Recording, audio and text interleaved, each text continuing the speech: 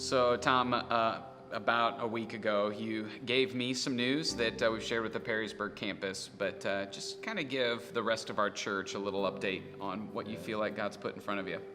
Yeah, well, I wasn't out looking for a job, and I love our church, and the privilege I've had to be a part of it and what it's done in my life has been second to none. But God has put an opportunity in my lap that just fits. I just feel like He's calling me to go to a different level of what I'm doing. So you weren't looking for a job, but you were kind of mentoring a guy and helping him fill a position. Yeah. So So anyway, I've been helping him, just kind of growing into his leadership position and stuff, Yep. and caring for him spiritually. And great guy, great company. Very familiar with the company. And so anyway, he's telling me about this position about, really want to care for our employees. We want to be uniquely better as an employer, and we're uniquely better in our community. And he's telling me all these things. He's, the dream that he has for it. And I'm sitting there going, wow, that's something I think I'd be really good at doing that. And for some reason, not even wanting it, God just kept bringing it up. I know multiple times I said, no, I'm not going to do this. I don't want to leave the church.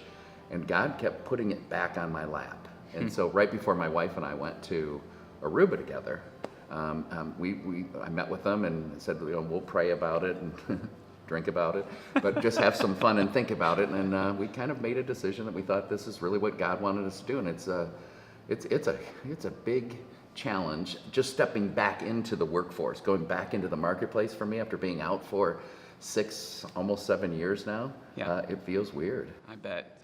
One of the questions that I'm excited to learn from as you step back into the marketplace, you've already taken a couple steps into the business to get a little more familiar with it. But how has your time at CedarCreek, being a pastor, how is that going to impact the way that you show up to work each and every week? That's great. No one's ever accused me of being horribly humble in anything I've ever done.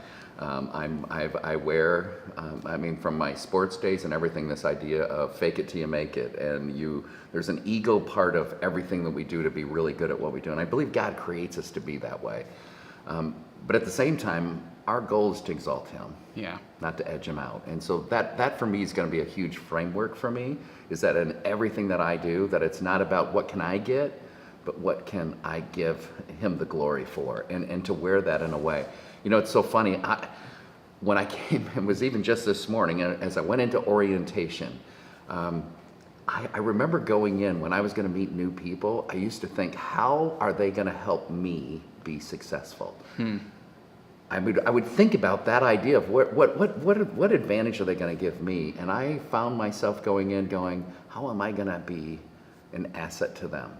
How am I going to be able to help this person be better and happier and feel more valued in the role that they play? How is that different than maybe when you went into the marketplace or went to work before? This is going to be on film. I was a profit loss man. It was about how are we going to make money? How are we going to be successful? How are we going to be at the top of our industry? How are we going to win clients over? How are we going to do those things? Honestly, the individual, though I don't want to say I didn't care for him, but it wasn't on my radar.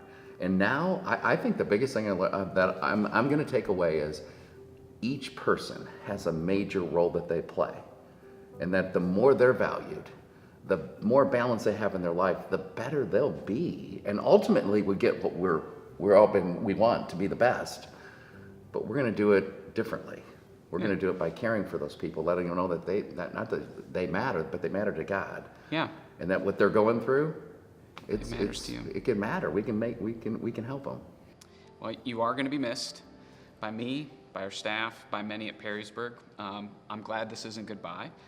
And we're praying for you, and I would ask you to do the same. I think watching you step into this next season of your life to be a difference maker is ultimately the dream that God has for all of us. Mm-hmm.